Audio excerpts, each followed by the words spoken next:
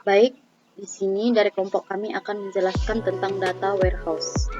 Saya Merami Sembiring dengan NIM 1919051005. Untuk materi yang pertama ada pengertian data warehouse.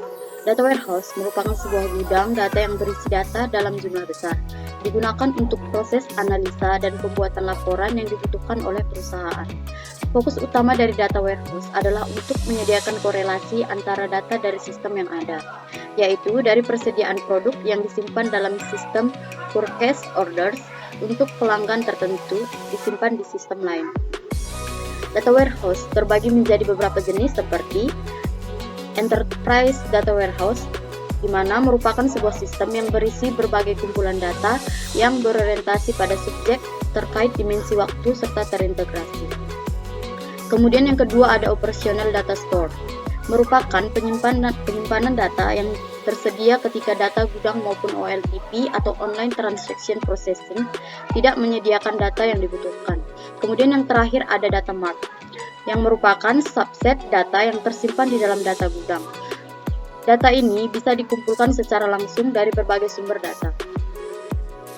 Kemudian yang materi yang selanjutnya ada fungsi data warehouse. Data warehouse memiliki 4 fungsi, yaitu yang pertama ada pembuatan laporan. Sistem ini menggunakan query sederhana yang bisa membuat laporan untuk jangka waktu tertentu, misalnya harian, mingguan, dan lainnya. Kemudian fungsi yang kedua ada data mining. Data mining merupakan sebuah proses yang berfungsi untuk menggali atau mencari informasi penting dari banyak data. Kemudian yang ketiga ada OLAP. OLAP atau Online Analytic Processing berfungsi untuk melakukan analisis data secara multidimensional dan menyediakan hasil perhitungan rumit dan detail tanpa adanya query. Kemudian fungsi yang terakhir ada informasi eksekutif.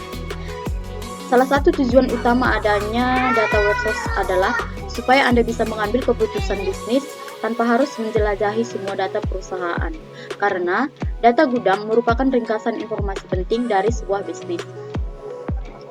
Kemudian ada kekurangan dari data warehouse. Kekurangan yang pertama adalah data warehouse bukan merupakan lingkungan yang cocok untuk data yang tidak terstruktur. Kemudian data perlu diekstrak, diubah, dan di-load ke data warehouse sehingga membutuhkan tenggang waktu untuk memindahkannya. Kemudian yang ketiga, semakin lama dipelihara warehouse ini, semakin besar biaya untuk merawat sebuah data warehouse. Kemudian yang keempat ada data warehouse dapat menjadi ketinggalan dari data terbaru yang relatif cepat karena data yang digunakan di data warehouse tidak diupdate secara cepat sehingga data yang ada tidak optimal. Baik, itu dari penjelasan dari saya. Kemudian selanjutnya akan dijelaskan oleh teman saya, Made Arta Saraswati. Baik, di sini saya akan menjelaskan tentang kelebihan data warehouse. Yang pertama, data terorganisir dengan baik untuk query analisis dan sebagai bahan yang baik untuk proses transaksi.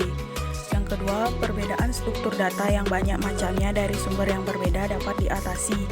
Yang ketiga, memiliki aturan transformasi untuk memvalidasi dan mengkonsolidasi data dari OLTP ke data warehouse. Yang keempat, masalah keamanan dan kinerja dapat dipecahkan tanpa perlu mengubah sistem produksi. Yang kelima, jika terjadi kesalahan saat proses transformasi, dapat diarahkan atau diluruskan. Yang keenam, informasi yang disimpan dalam data warehouse. Jadi ketika OLTP data sumbernya hilang, informasi yang diolah tetap terjaga dalam suatu data warehouse. Yang ketujuh, dapat menyediakan laporan yang bermacam-macam. Selanjutnya yaitu arsitektur data warehouse. Arsitektur data warehouse dibagi menjadi 3 bagian, yaitu yang pertama data warehouse server merupakan relational database system. Tingkatan ini berisi repositori metadata yang menyimpan informasi tentang data warehouse dan isinya. Yang kedua, OLAP server merupakan tingkatan menengah dalam arsitektural data warehouse. Biasanya diimplementasikan baik menggunakan model relational OLAP atau model multidimensional OLAP. Yang ketiga, front and client layer merupakan tingkatan atas pada arsitektural data warehouse, berisikan tool query, alat analisis, dan tool data mining, contoh trend analysis, production, dan sebagainya. Selanjutnya yaitu contoh data warehouse dan penjelasannya. Yang pertama, Amazon Redshift merupakan salah satu service yang cocok bagi perusahaan atau institusi dengan beban kerja konkuren tinggi. Hal ini karena Amazon Redshift dapat menangani konkurensi hingga tak terbatas. Yang kedua, Ponoply. Data warehouse satu ini bisa dibilang merupakan salah satu platform yang sangat mudah dioperasikan karena tidak membutuhkan coding bagi Anda yang ingin mengambil data. Ponoply akan merampingkan data yang Anda butuhkan menjadi paling spesifik yang akan mengurangi waktu pengambilan data pendukung. Yang ketiga, BigQuery. BigQuery data warehouse milik Google tanpa server. Memiliki skala dan kapasitas besar dengan harga yang terjangkau. Service ini masuk dalam bagian Google Cloud Platform dengan kapasitas yang besar.